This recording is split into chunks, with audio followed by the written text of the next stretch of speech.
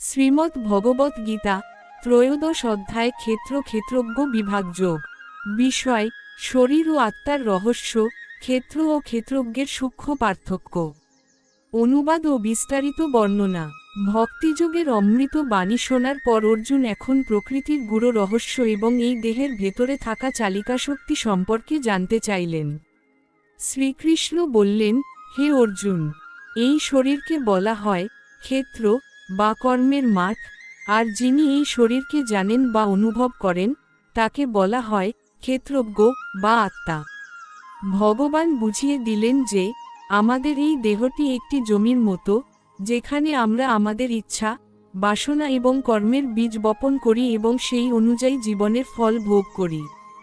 আমরা যখন বলি আমার শরীর, আমার হাত বা আমার মন, তখন খুব সূক্ষ্মভাবে এটি স্পষ্ট হয়ে যায় যে আমরা এই শরীর বা মন নই, বরং আমরা এর মালিক বা ভোক্তা। ক্ষেত্র হল নশ্বর, যা সময়ের সাথে সাথে জীর্ণ হয় এবং পঞ্চভূতে বিলীন হয়ে যায়, কিন্তু ক্ষেত্রজ্ঞ বা আত্মা হল অবিনাশী, যার কখনো বিনাশ হয় না। শ্রীকৃষ্ণ আরও এক বিস্ময়কর সত্য প্রকাশ করলেন যে প্রতিটি শরীরের ভেতরে ক্ষেত্রজ্ঞ হিসেবে তিনিও পরমাত্মা রূপে অবস্থান করছেন। অর্থাৎ এই দেহটি একটি সজীব মন্দিরের মতো এবং এর ভেতরে থাকা আত্মা ও পরমাত্মাই হল প্রকৃত ধ্রুব সত্য। আমরা সারা জীবন বাইরের রূপ এবং শরীরের যত্ন নিয়ে ব্যস্ত থাকি, কিন্তু প্রকৃত জ্ঞান তখনই আসে যখন আমরা বুঝতে পারি যে এই রক্ত মাংসের খাঁচার ভেতরে একজন চিরন্তন দ্রষ্টা বা সাক্ষী পুরুষ বসে আছেন।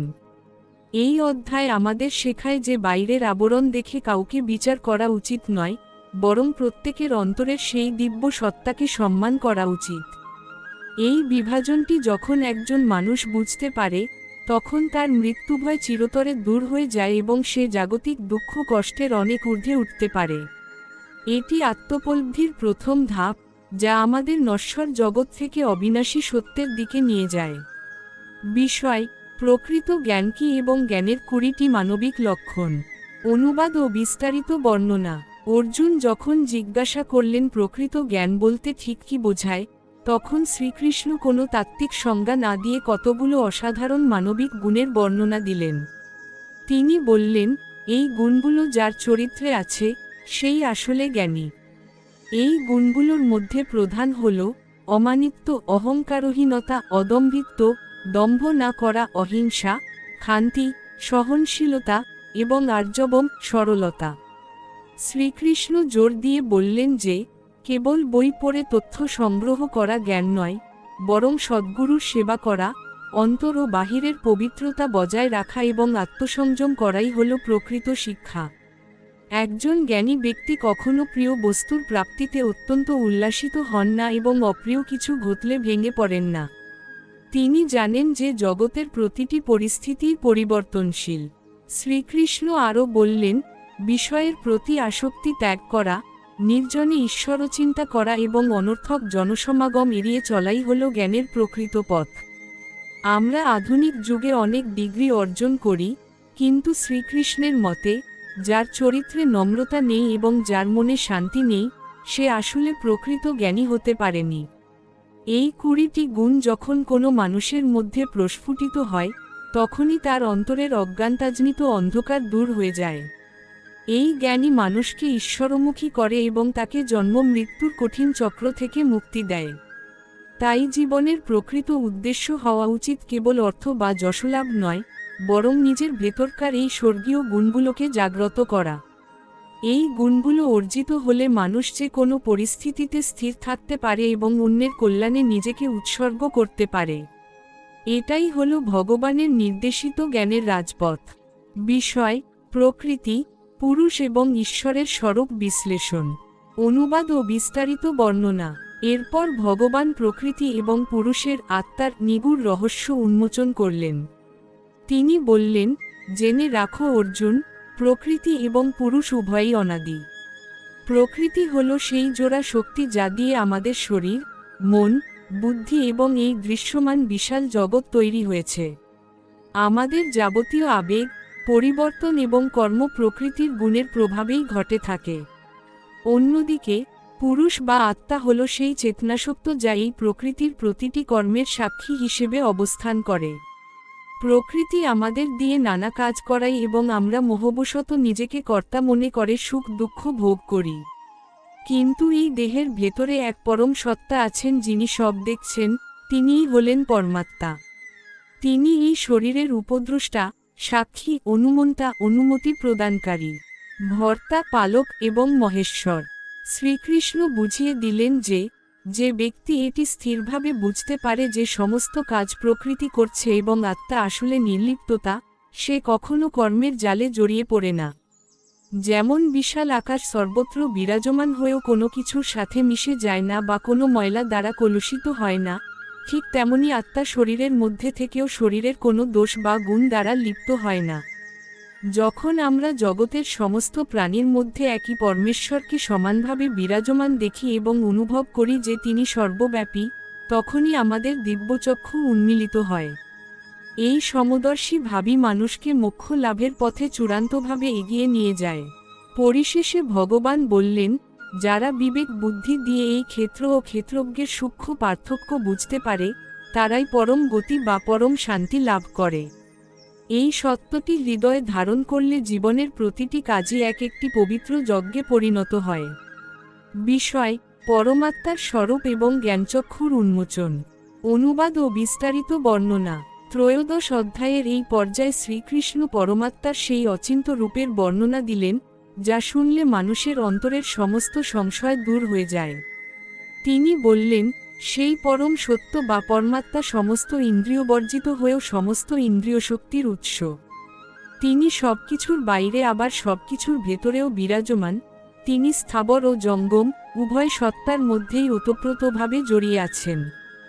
ভগবান বুঝিয়ে দিলেন যে পরমাত্মা এতটাই সূক্ষ্ম যে সাধারণ বুদ্ধিতে তাকে জানা সম্ভব নয়। তিনি অতি দূরে আবার অতি নিকটেও। অর্জুনকে লক্ষ্য করে তিনি এক পরম রহস্য প্রকাশ করলেন যে যদিও পরমাত্মা এক এবং অখণ্ড, তবুও প্রতিটি আলাদা আলাদা শরীরের মধ্যে তিনি বিভক্তের ন্যায় অবস্থান করেন। তিনি এই জগতের সৃষ্টির কারণ, স্থিতি এবং প্রলয়েরও মূল কারণ। শ্রীকৃষ্ণ বললেন যে তিনি জ্যোতিদেরও জ্যোতি এবং অন্ধকারের অতীত এক পরম প্রকাশ। এই জ্ঞান আমাদের শেখায় যে ঈশ্বর কোনো দূরবর্তী বা কাল্পনিক সত্তা নন, বরং তিনি আমাদের প্রতিটি শ্বাস প্রশ্বাসে এবং প্রতিটি হৃদস্পন্দনে মিশে আছেন। আমরা যখনই কোনো সংকটে পড়ি বা একাকিত্ব অনুভব করি, তখন আমাদের মনে রাখা উচিত যে সেই পরম জ্যোতি আমাদের ভেতরেই প্রজ্জ্বলিত হচ্ছে। এই জ্ঞানচক্ষু যখন উন্মিলিত হয়, তখন মানুষ আর বাহ্যিক চাকচিক্য বা নশ্বর দেহের মোহে অন্ধ থাকে না। সে দেখতে পায় যে এক অদৃশ্য সুতো এই সমগ্র মহাবিশ্ব গাঁথা রয়েছে।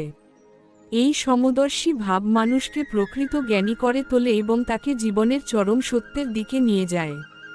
এটি আমাদের শেখায় যে প্রতিটি মানুষের মধ্যে একই দিব্য সত্তা বিরাজ করছেন, তাই কারোর প্রতি ঘৃণা বা অবজ্ঞা রাখা উচিত নয়। এই দৃষ্টিভঙ্গি লাভ করলে জীবনের সমস্ত সংঘাত শেষ হয়ে এক পরম প্রশান্তি নেমে আসে। বিষয়: কর্ম ও গুণের প্রভাব, প্রকৃতি ও পুরুষের নিগুড় মিলন। অনুবাদ ও বিস্তারিত বর্ণনা। শ্রীকৃষ্ণ এবার প্রকৃতির কার্যপ্রণালী এবং আত্মার নির্লিপ্ততা নিয়ে আরও গভীরে গিয়ে আলোচনা করলেন। তিনি বললেন, অর্জুন, জেনে রাখো যে এই শরীরে থাকা আত্মা বা পুরুষ মূলত কোনো কাজ করেন না, তিনি কেবল একজন সাক্ষী বা উপদ্রষ্টা। আমাদের শরীরের প্রতিটি কাজ, প্রতিটি মানসিক আবেগ এবং প্রতিটি শারীরিক পরিবর্তন আসলে প্রকৃতির তিন গুণের সত্ত্ব, রজ ও তম প্রভাবে ঘটে থাকে। কিন্তু মানুষ অজ্ঞানবশত নিজেকে কর্তা মনে করে বসে থাকে এবং সেই কর্মের জালে জড়িয়ে পড়ে দুঃখ কষ্ট ভোগ করে। শ্রীকৃষ্ণ একটি সুন্দর উদাহরণের মাধ্যমে এটি বুঝিয়ে দিলেন, যেমন সূর্য সারা জগতের সমস্ত কাজের আলো দেয় কিন্তু জগৎ যে কাজই করুক না কেন, সূর্য তাতে লিপ্ত হয় না, ঠিক তেমনি আত্মা শরীরের সমস্ত কাজের জন্য শক্তি যোগায় কিন্তু শরীর বা মনের কোনো দোষ ত্রুটি আত্মাকে স্পর্শ করতে পারে না।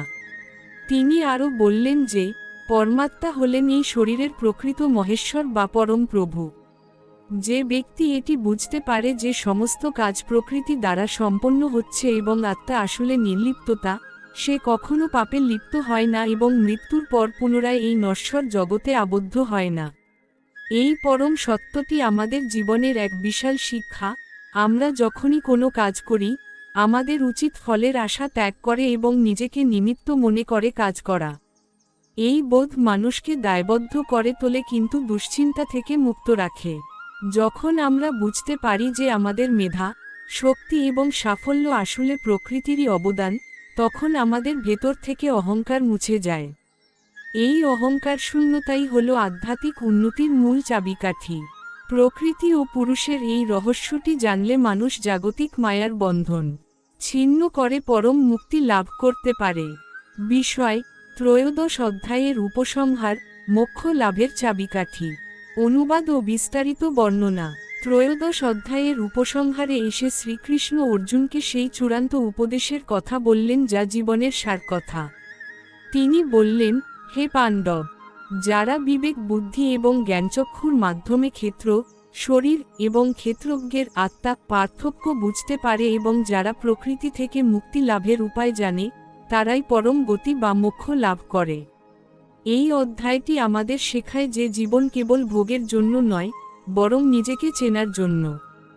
আমরা যখন আমাদের এই নশ্বর দেহের আবরণ ছাড়িয়ে অন্তরের সেই অবিনাশী জ্যোতির্ময় সত্তাকে দেখতে পাই, তখনই আমাদের জন্ম সার্থক হয়। শ্রীকৃষ্ণ এখানে জোর দিলেন ধ্যান এবং বিবেক এর ওপর। তিনি বললেন, কেউ ধ্যানের মাধ্যমে নিজেকে দেখে, কেউ জ্ঞানের মাধ্যমে, আবার কেউ নিষ্কাম কর্মের মাধ্যমে। কিন্তু লক্ষ্য সবারই এক, সেই পরমাত্মার সাথে মিলন।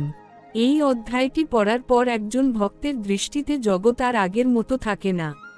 সে বুঝতে পারে যে প্রতিটি পরিস্থিতির পেছনে সেই ভগবানেরই এক গূঢ় পরিকল্পনা কাজ করছে।